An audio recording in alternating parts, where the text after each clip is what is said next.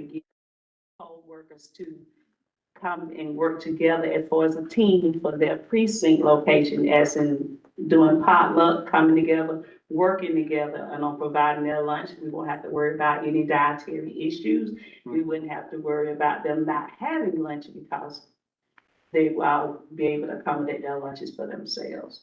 So that's all I have to say about that. Want to add anything, you order? I think it's a wonderful idea to do away with it. I said this before Ms. Perkins left. Way too much money and way too much food wasted. People know what they like, they know what their dietary issues are or allergies.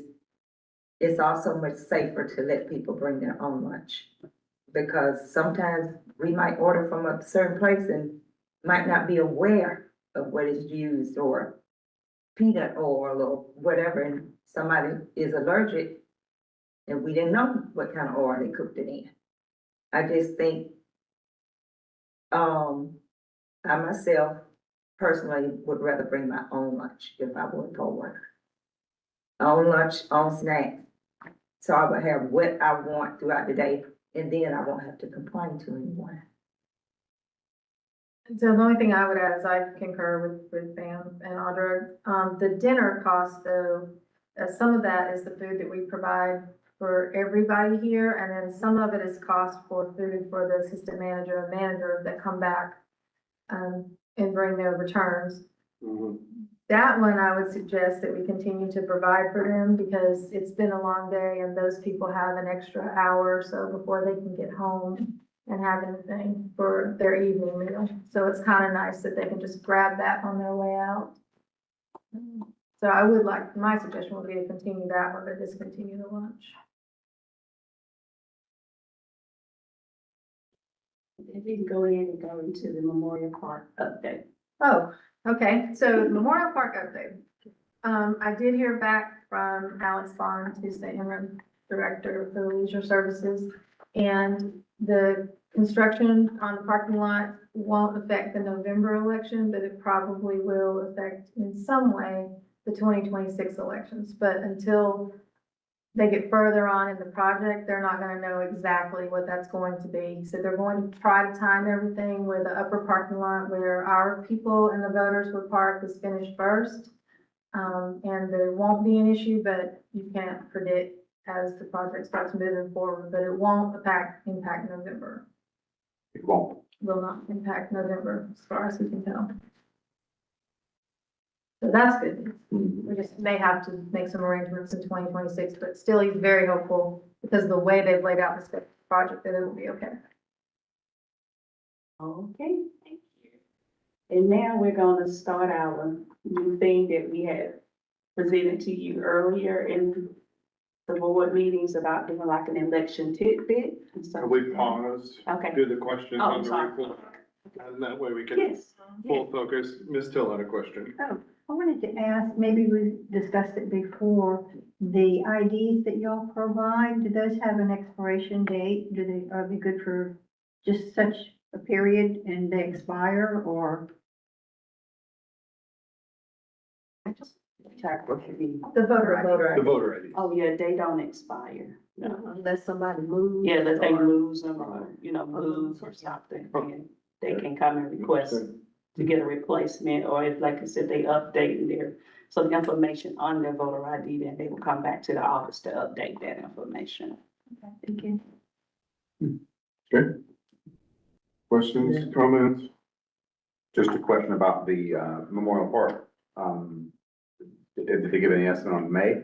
Whether work will be underway in May? So he just said that when they submitted their scope of work, that they told them all the election dates, they told them when things would need to be done, and the company agreed to it, but you never know until a project really starts, how things will be impacted. They might be running behind. Right. And we may run into a problem there, but he's not anticipating it. But they can control that they won't have broken ground by November. So Yes. got it. But then something about, I mean, obviously we can wait on this until after November, but it makes me wonder, May, we really can't count on that being okay because of what the temperature for asphalt needed really hot for that to be done. So, but it's good to know that November is in the clear. Mhm. Unless they have the GDOT contractor, then it'll be 2020. I'll just keep in close touch with him and, as we're moving forward. So he'll let me know if anything seems like it's not gonna work out. Awesome. Okay, Any more questions? yeah, I got a couple more, Okay. sorry. Adam's question covered one of mine, so that's good. My first question was on this $6,000, how many total people are we feeding? Just ballpark, I don't. Like 160 something, so 6 times 24, there was 6 people at each precinct. Think how much I feed the whole band for, 450 people, they're not giving you a good Well, price. at lunchtime, Anyway. Pam broke down the lunch costs, so Yeah. $4,000 for lunch, but that, I'm assuming also includes Staff. staff lunches Yeah. as well. Okay. That's the total cost. I was just curious, but on a more serious note, first of all, I want to note that this was brought forward by a previous board member. So, we should definitely reevaluate it altogether. But my question is it possible to give them a meal per diem or get some type of other Can you additional? try that? Per diem wouldn't help them on that day because they can't go that is- anywhere. Right. True, I So they get would that, still be bringing their lunch, right, but then, so it wouldn't really reduce our cost anyway. Yeah. It would just reduce the manpower or whatever, the brain power that it took to get all this Yeah. done. which comes at a value also. Yes, it does. Liability. Yeah, so, I'm personally would be interested in knowing if that's even possible. A meal per Provide them diem, like a gift card, but they. no, like, In the paycheck, like have. yeah, Well, just like like a an meal additional stipend pay, or $10 something. or something in there. They'll be added to their pay that they're receiving. Right, It's possible. yeah, yeah, that's my only question, I think, just because you're, can't really leave, and some people don't like to make their own food, I don't know, but Ms. Willow, like to prepare their own food. Ms. Willow, did you have another? Yeah, so when was this buying of meals instituted? Because I can't even remember a time not voting. And I remember I voted at several different polling places and, like out Winterville, when they were having on the church, at the church on, Lexington Road, in different places. I voted at the Boys and Girls Club. And those ladies always had just a spread of food. So when did we start doing this? Was it 2022? 2 or 3 years ago. Yeah. Either 21 or at least 2. We've been doing it for a little while because we've tried all kinds of different ways to get the food delivered, and Mhm. like Pam discussed, so. Giving them gift cards. We've talked about, We've never actually done that. I don't That I think you remember. can do gift cards, I would assume. You can't at the state level, so. But I think it was 2022. but Sure. We could probably, Is this money, I understand the cost savings, is this money for this fiscal year a line item already? well, it's not a line item, I mean, it's sort of built into the budget. Like a general operations kind of thing? Yeah, but Pam's also been working really hard on budget projections for Andrew, and Gotcha. we're trying to decide if we need to go ahead and ask for contingency funding. So it's close, let's put it that way. That's all I have. My calculator must be broke. Maybe I need to do that again. I came up with $28 a meal. So So I there's took 4,000. additional people in that lunch besides just the people Oh, with the. okay, so, yeah. Can y'all separate that out at some point? So we'll have a pure number, because I'd love to know how much we're paying per Do you meal. remember, Lisa, what the lunch invoice from Chick-fil-A was in July? It was like 2,000. Somewhere between 2,000 and 2,500? Mm-hmm. Yeah.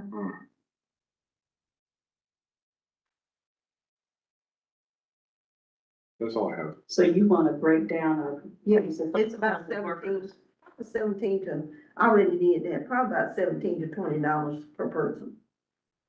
I'm a numbers person, Yeah, so, I'm with her. I'd like to see how much we've spent in the past.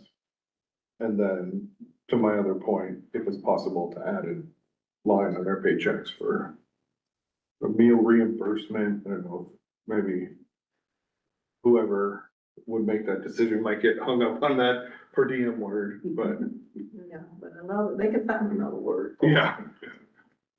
So you just want it for the past election that we had as well, Yeah, for June and July? Yeah, June and July, basically, probably 22, 23, 24, 25. I hope that's not putting a real burden on you guys. If it is, no, you don't. Showing, Just the poll workers and, just the people that are actually at the polling places. Not anything else, kind of separated out from anything else. My concern is that, prices are going up everywhere. So based on past costs, we're not gonna be able to really know what's happening. Yeah, and should we be able to do what I'm hoping to do, and should the other four agree to that? My thought was whatever that federal per diem rate is for Athens for lunch, $12, I don't know what it is right now, but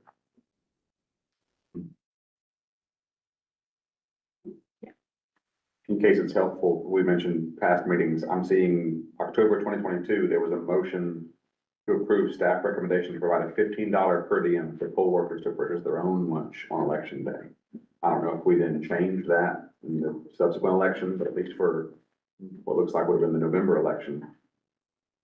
2022. We put the per diem, but anyway. This was from the October 2022 minute. And you voted to do that? We voted to approve the staff recommendation to provide that per diem. So it had been raised in September, I think I have it as Mr. Kadir. So it was the table. I remember that, just off the tip of my brain. that's what, yeah. And I remember how the whole thing, I remember how we got to where we are. And I guess my thoughts about this, not having worked an election, I would defer to the folks who run this and the folks who, the poll workers also. Because I'm of two minds, like on the one hand, if I'm going into work for the managers, what, 5:30, when they begin their day with this, and they are there for the whole, my understanding is they don't get to leave, the whole point of managers, they stay there with their shop. And so I would be sympathetic to any managers, especially assistant managers, if they're clamoring for something. But if they're also like, nah, too much trouble, if some of the complaints are coming from those persons, then sure. But I don't want to be too callous to them, but I also know it's driving y'all up the wall to accommodate dietary restrictions and requests and complaints. Yeah. By the way, running an I election. think there's a unspoken for savings and doing the per diem. So, And we're Burden not, of work and. you know, we're not really calculating the, invisible cost. You know, like gas, employee going here or going there to pick something up. Those are the invisible costs that surround that. I wouldn't ask for any details on that, but I think that's something that we need to keep in mind. right, balancing the productivity and sanity of our staff who are trying to run an election, but also losing minutes and hours to To logistics go for do food errands. service. Sure. But also, we need to also consider if that is an incentive that makes some people want to keep being a poll Want the worker. job. Right, we Yes. don't wanna, anyway, so that's, Very- I'm open to whatever y'all's 6 input on that. people working at 24 precincts at $15, so per diem is $2,160. Do you have internet going? I do. Will you Google federal per diem rate Athens lunch? You get it at 6 for lunch. Uh-huh. But in 2024, it'll be more like 8 to 10 poll workers per person. Yeah. Yep, So then our We cost government website. You'd say that. And I think you look for based on county Look too, right right? there. Clarke. Yeah, they got Just it. put that, this whole table. Okay. What will we do without having a Chromebook? I'll fix it now. It's chugging, it's all the way to the bottom. Athens. No, that's for Clarke. my hotel. Thank you. Okay. All the bottom. you said No, bottom. no, well, a little more, stop. Meals, Athens Park. Lunch, $15, according to the General Services Administration website. That's what you're being referred to. That's right? what I think that's where the $15 came from. when they would just have to know if it's available to part-time seasonal employees. Right. Let's do this. Lots of information needed. We don't have an election next week. Let's add it to the agenda next time. Okay. And then Renee can do our presentation and we'll move on. Sound good? Amen. All right, there we go. More info to come. Hello, Fresh yours. we are. All right. Fantastic. I am going to ask, kind of spin around, because I'll project a little bit on the screen behind you there. I'm gonna switch that backlight off. I definitely appreciate the opportunity to, come in and talk with you guys. The is to go over a little bit of training on some of the things that we do. I did put together a training, document. I'll be skipping through it. If afterwards, you're like, there were some other delightful looking words in there, I feel the need to spend more time reading all of those. We'll be able to email this to you. You'll be able to take a look at it at your leisure and answer all of the questions that you might Is this have. being shown like on the No, screen, like the mayor unfortunately. commission does? But Can you see that? No, it's not fully projected out. can we look into that for the next time? You know how when Yeah, planning shows. I'm not sure how they do it. I don't know We either. could I will figure add it it out. to the investigators. We'll figure it out. The planning does this on theirs. Yeah, if you watch mayor's commission, when certain folks present, they put up a thing, the presentation like you're doing. Is on that computer On the and live stream. being, okay. Figure it out. We have a video, it's put together by the elections group. Oh, by the way, the topic is logic and accuracy testing. So that's what I'll be talking about. Just a quick, less than 10-minute overview on that. So there's a brief video here that talks a little bit about logic and accuracy testing as an overview. Like I say, it was put together by the elections group. We actually have this running on a loop during the background while we're conducting logic and accuracy testing in case anyone in the public comes by and wants to observe the little video that's running in the background. There's no actual words being said, it's all visual.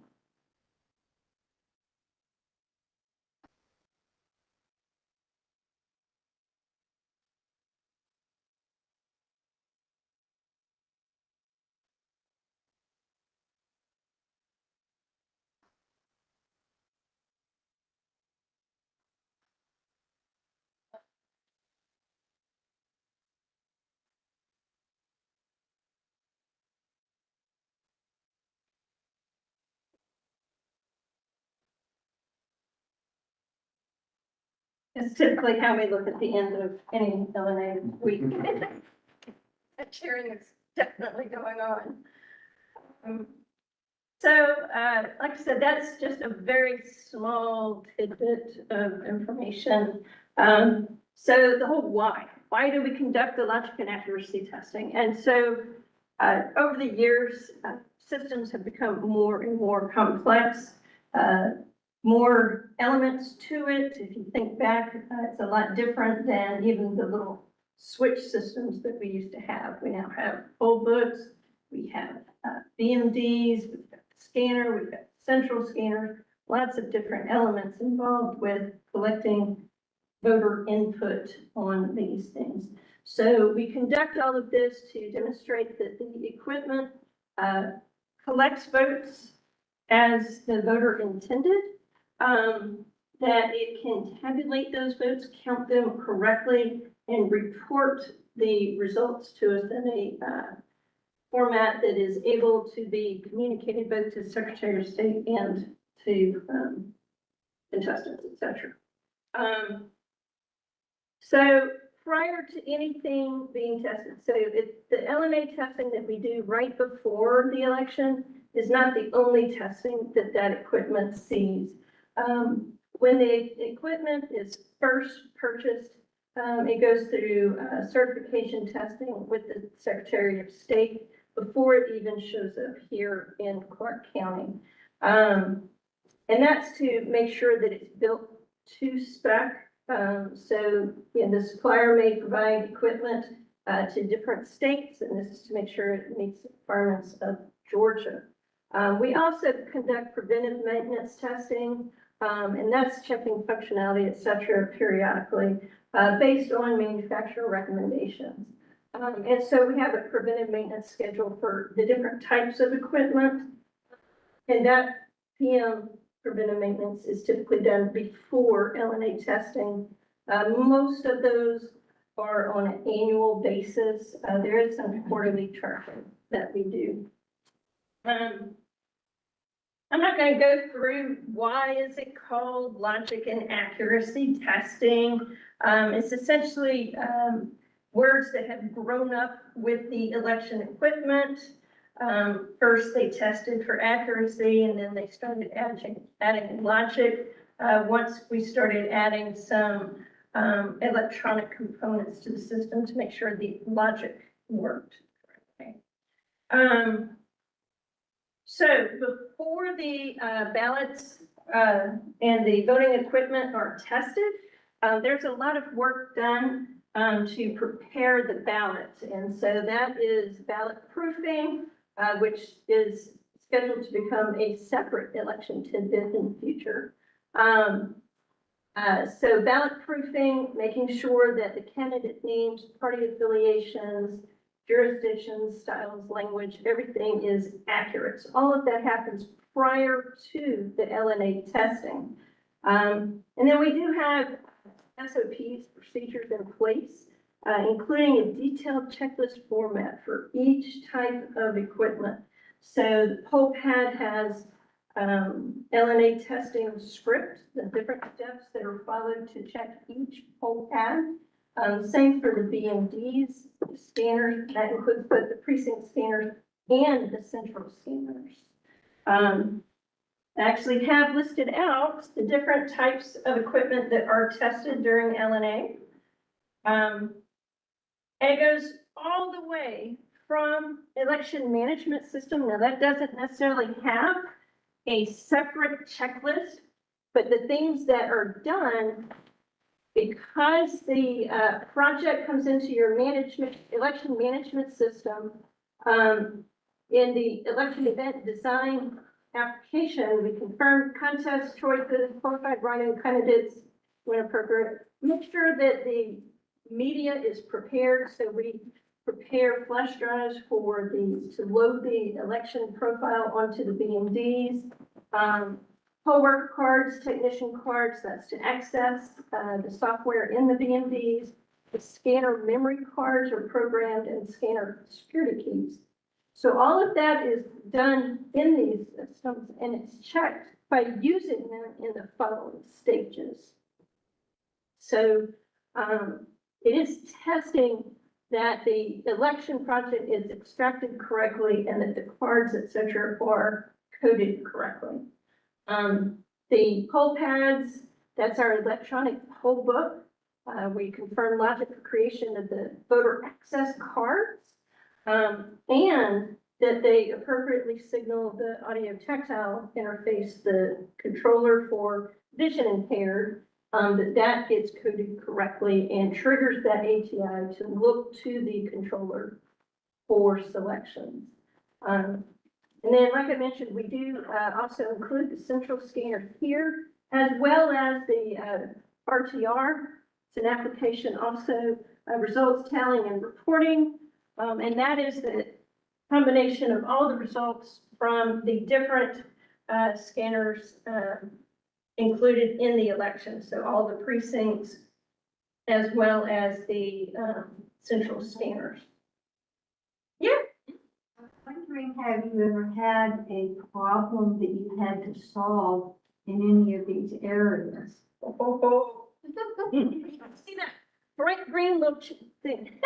Does everything work perfectly during LNA? No. Of course, so we do encounter some issues. So sometimes We will discover, we ran into one of the early problems. I was trying to get this ballot to go through a scanner and it just would not read it, would not read it, would not read it. What's going on with this thing? And in that case, I had the incorrect memory cards in the scanner. So, it thought it was reading ballots from precinct 2A, but I was trying to feed it a 1B ballot. And so it says, nope, I can't read that. And it's because I had the wrong cards inserted. So we'll run into stuff like that. We may find that a BMD, when we power it on to do LNA testing, might come up to a screen that is just a bunch of pixels and is not the screen that you can use to vote on at all. And so in that case, that unit would be removed from service and replaced with a different unit. So the whole unit gets removed from service. You might have to go back to the vendor to get repaired or replaced by them. And then it goes back through certification before it shows up back over here if it does get repaired. And the replacement will also follow that. Most of the issues are things that we're doing incorrectly. So so according to the test plan, I might say we need to vote for candidate A on this and candidate C on this other contest. And when they're doing creating those ballots on the B and D, they might accidentally mark candidate B instead of candidate A. So we've created a problem. It's not that the equipment isn't working, but that we've created an issue. So most of the time, those are the types of things, the data being tested rather than issues with the software or the firm. So I've not found, we haven't seen any issues yet where the software is incorrectly counting the ballots that are fed. Not once have we found that.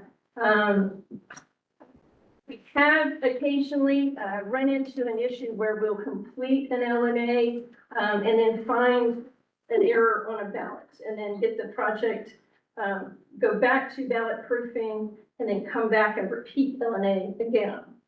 So that has happened in the past. But, with improvements in ballot proofing, et cetera, eliminate that as an issue. So every time you learn a little bit more about the things to prevent those issues from occurring. But human errors going to happen. But that's also helpful. Some of these are helpful for us in figuring out what issues the voters might run into. So if we do something wrong, a voter could do it wrong too. So we can figure out how to address those. So we do expect those to be identified and resolved through the testing process rather than by the voter. So we want to find any issues during LNA. And so, yeah, we do, when we run into those get documented and resolved before we can accept that LNA. A lot of times you would repeat something. If you had an error in it, then you would start fresh and repeat it, make sure it works correctly with no errors. Does that make sense? Yeah. Okay, good.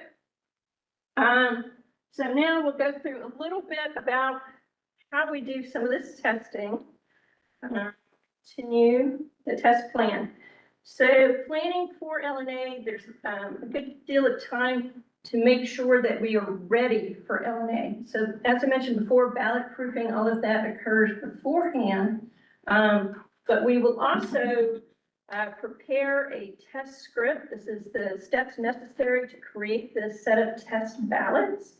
And that will be all the way from, preparing what voter access cards need to be created on the poll pads, what ballots need to be voted, which candidate or which contest, all of that is mapped out in advance so that we have a set of expected results. That's the big thing here. So we'll have an expected result.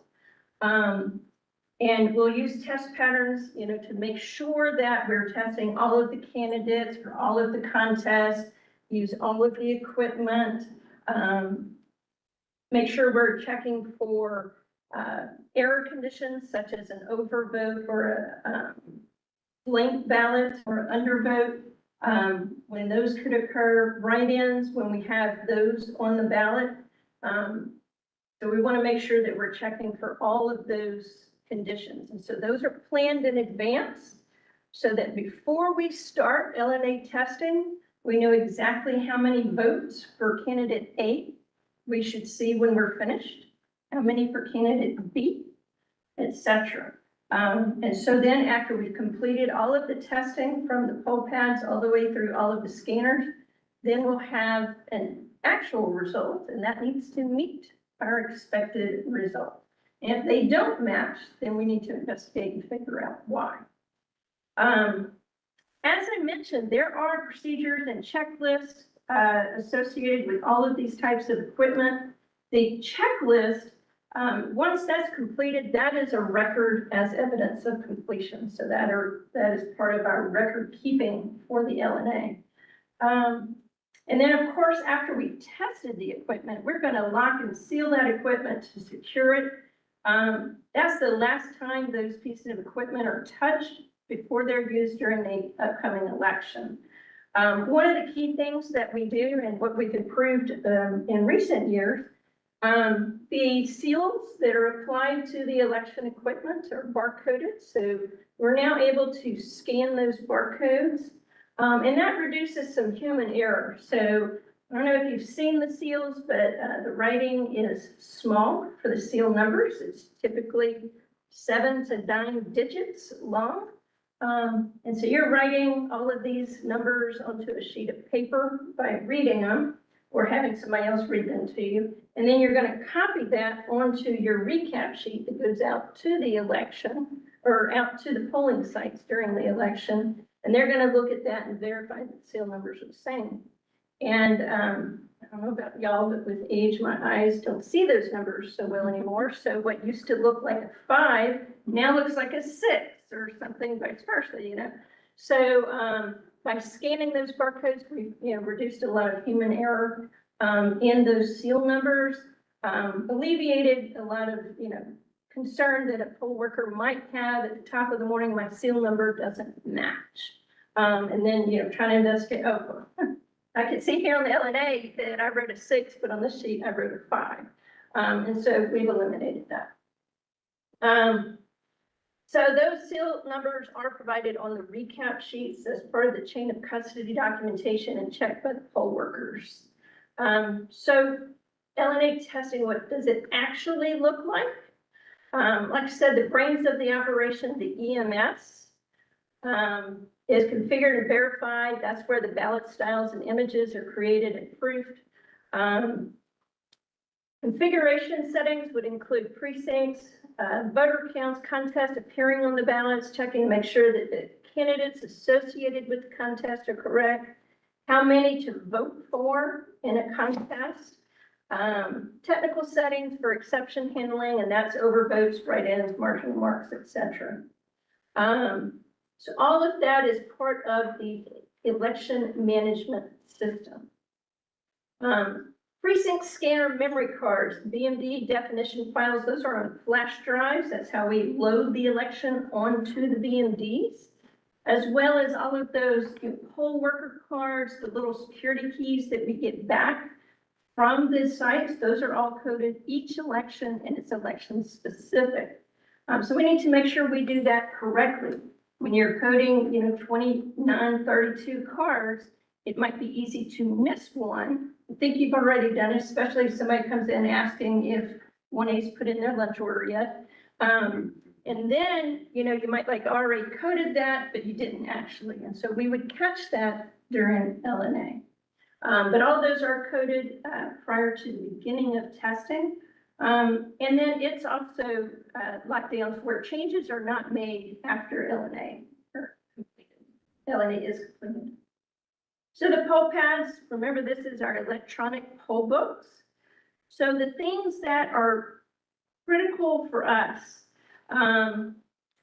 we check that the poll pads accurately create that voter access card that pulls up the right ballot on the BMD for every applicable ballot style.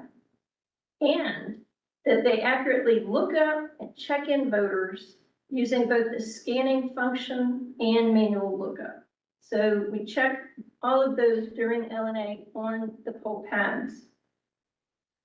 During our access card creation, we're going to create the precinct using the precinct and combo code. That'll give us all of our different ballot styles. Those are identified with specific test ballot numbers.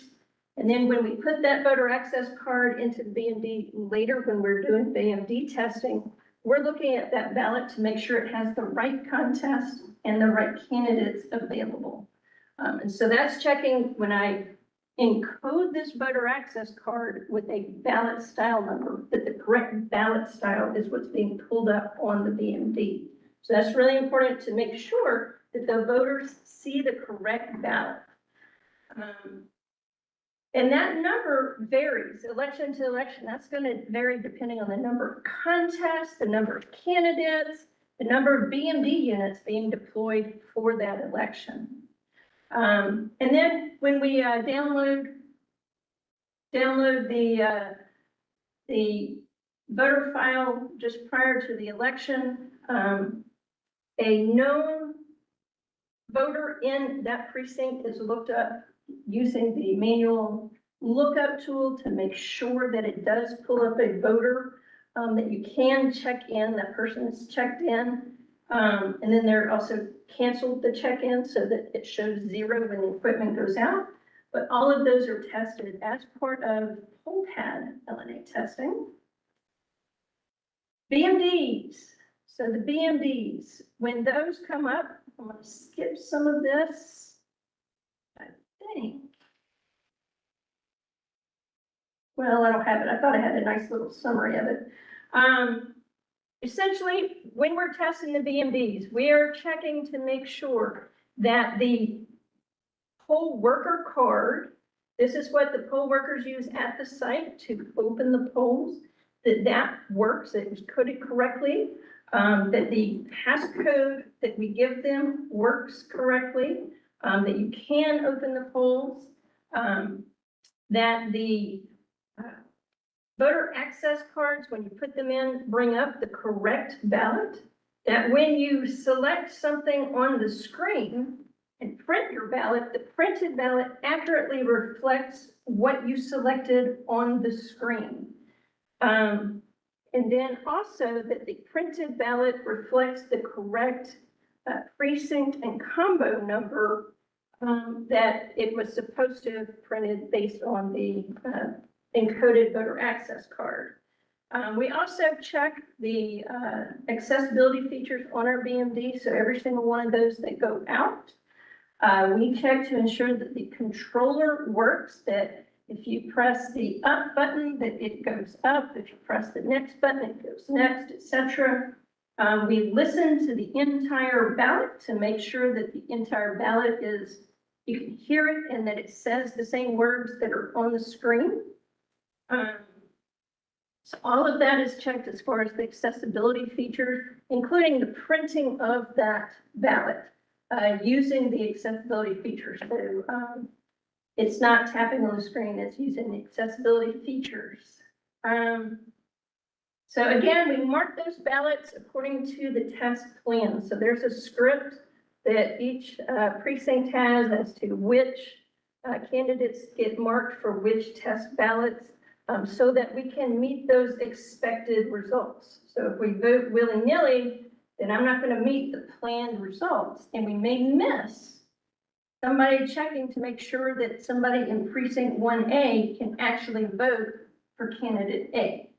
So if you do willy-nilly, you might miss a candidate on a contest at 8%. So all candidates, all contests, every precinct are tested. And those are printed ballots. They are mark tested. They are used for checking the scanner. The BMD count is reset to 0, units powered off. And again, all of those seals are scanned, the equipment locked up, sealed, ready to go out to the precinct. The precinct scanners themselves. So we check those. Scanner testing ensures that the devices and ballots are prepared using the same election definition files. So if I were to try to scan a ballot from last election, even if it was from the same precinct, it does not go through. So it's got to be from the current precinct. So ballots are prepared from the same election. I'm also checking that security key and the 2 memory cards that are placed in that scanner. So I'm checking to make sure it's set to the correct precinct, that it started out at 0, that it records and counts those votes as I send those through. So I'm running all of those ballots through there, that it can open and close properly. That it recognizes each different ballot style and records the selections accurately. So there could be several ballot styles going into a precinct ballot scanner, especially, for the advanced voting precinct scanners where we test all ballot styles, go through the scanner, all precincts, all ballot styles go through those. And then it also checks to verify that the feed mechanisms and optics that are involved in reading those ballots are in working order. So at the end of the thing, we close out our scanners. We print out those results tapes. Those results we're checking against our expected results, make sure they match. I forgot to mention, we also are running hand marked ballots through there. In an emergency situation, if the BMDs are unavailable, voters are allowed to hand mark ballots. So hand marked ballots are also run through the scanner at the same time as BMD created ballots to make sure they can read either of those. We also check again, like I mentioned, the overvotes blank incorrect precinct to make sure it reacts appropriately for those. Then we're going to upload those results because we're actually going to be checking the RTR, the results telling section of the election management system to make sure it can aggregate all of those results. We're going to re-zero those scanners and run our zero report. The other thing that we do is remove all of those test ballots from the scanner. And what we've implemented now is also we count every single one of those test ballots to make sure no ballots remain inside the scanner. They are marked test ballot in case one inadvertently got left in there, but that is not the best case. So we count to make sure they're fully removed. Everything again sealed up, locked up tight until it goes back out for election day. Central scanners, very similar, run both hand marked and BMD printed ballots. The central scanners, those are your high-speed scanners located over in Lisa's office. Those are intended primarily to be used for our absentee ballots, provisional ballots, we go through there. But if we run into an issue at a precinct where that scanner is not working for some reason, or possibly they corrupt their memory card by pulling it before the power is off and we can't fully rely on those results, in that case, we can run the entire deck from that precinct on the central scanner here. Any of those options could occur, and so it needs to be capable and ready to run any of those situations. So that's what's checked during LNA for that. With a primary focus, the bulk of the LNA test ballots on there are the hand marked style, because that is how it is intended to run. And then, like I mentioned, we're going to aggregate all of those results. So top to bottom, start to finish. So all results are verified. We review summary votes cast for every individual machine, which includes the precinct count scanners and the central count scanners. Verifying those validates the machine created accurate results. Removable media is not corrupted, logic is not changed, aggregates results accurately. Reporting module is filtering and producing accurate results. We also upload those to Georgia Secretary of State confirming our ability to accurately transfer election results. So the entire process needs to be tested, and those expected results should match what we actually get as our actual results. So hopefully, I forgot to check the time, hopefully I talked about it in 10 minutes or less. In 10 minutes or more, that's it. Sorry about that. Did you guys learn at least one new or interesting thing about LNA testing? Yeah, hopefully. It's complicated. Okay. It's a very wordy thing, so I tried not to read it, but it is available for your reading pleasure whenever you are interested. We can send the link to the course to you and you can look at it. And you're not required to look at it. Thanks for that information. Or be linked in the meeting. Public? Yeah. That's not something I've thought about doing, but I guess we did. Just doing it. Thank I'm going to like that. Thank you. All right. Next item. Includes everything for the director. It does.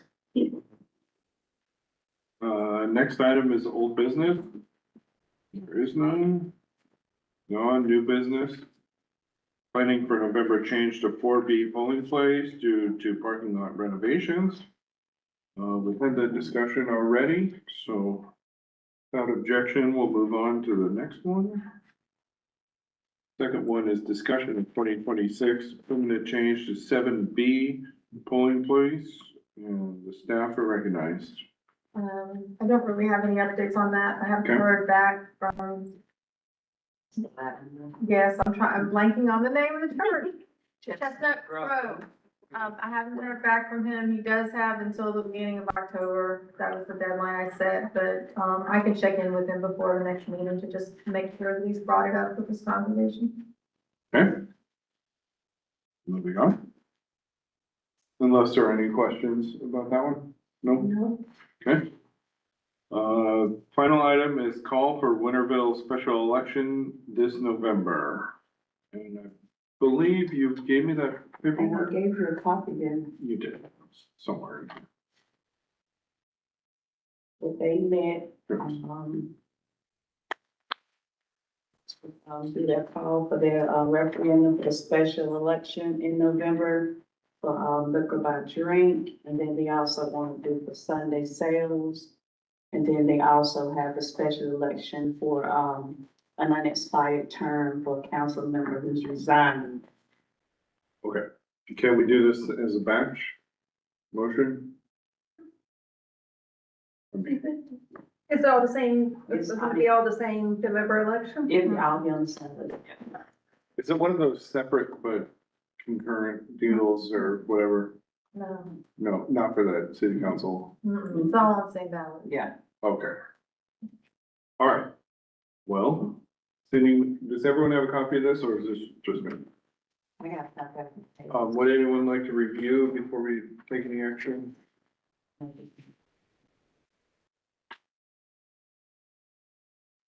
Is that, oh, that's the extra paper. Oh, these are extra copies. What is, oh, I think it's separate things. Okay. Yeah. Liquor by drink. For ones for the Sunday sales, and then that's for the unexpired term for the city council. So- Yeah. I'm just curious, I have a question, when it's appropriate. Go ahead. I'm just curious, logistically, what is the motion that's appropriate for us? Motion to call, to approve the resolution calling for? I think it's to call the election, right, Okay. Dan? Yeah, Call actually call the election.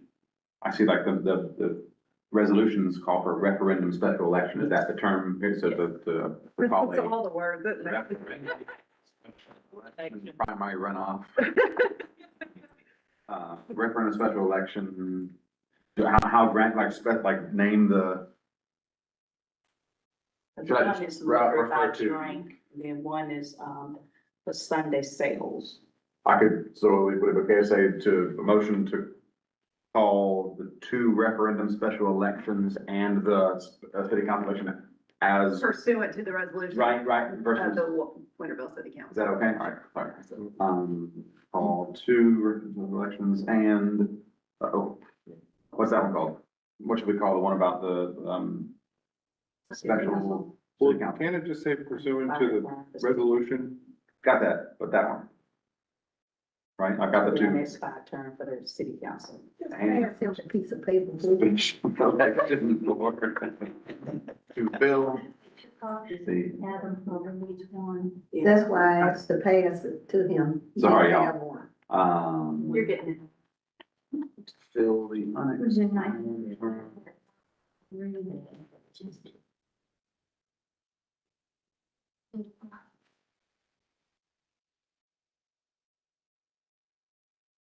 The special election for one city council seat, Mm-hmm.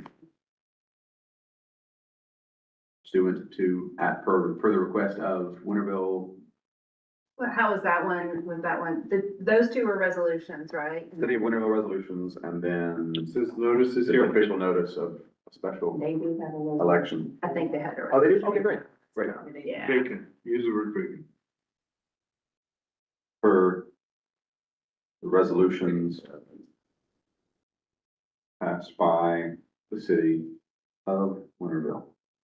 So if it's okay, if it passes muster with the attorney's office, I would move that we call 2 referendum special elections and a special election for The one. chair didn't recognize you. All right, cool. You're recognized. Thank you, Chair. I move that we call 2 referendum special elections and a special election for one city council seat per the resolutions passed by the city of Winterville. Yeah, are they all the same date? They reference the date. November 4, 2025. No, the dates. Oh, If they're all the same. Those 2 are the same. What is, yes, they're all the same. Okay. So on July 23rd, 2025. So So that it's clear, right? I'm moved that we call 2 referendum special elections and a special election for one city council seat per the resolutions passed by the city of Winterville on July 23rd, 2025. Mr. Chair. okay. Anyone want to second that? Seconded. All right, just for the record, will you read it one more time Sure. before we vote? Sure. I have a motion by Mr. Shirley to call 2 referendum special elections and a special election for one city council seat per the resolutions passed by the city of Winterville on July 23rd, 2025. Seconded by Ms. Riley. All those in favor say aye. Okay. Any opposed? Hearing none, unanimously approved. Can someone, or can I give this hard copy to Ms. Still? Okay, that's fine. We didn't receive this in our email, did we? There was reference to them, but I don't remember seeing them. Yeah, I can send them to you. yeah, that's fine. Keep those. All right. Final order of business are announcements. We have an upcoming meeting on September 9th at 4:30 at this location, 25555 Lexington Road. That's our August regular meeting. Motion on the floor to, we have a second. Motion, Ms. Chill, second, Ms. Fambro. All in favor, say aye. Aye.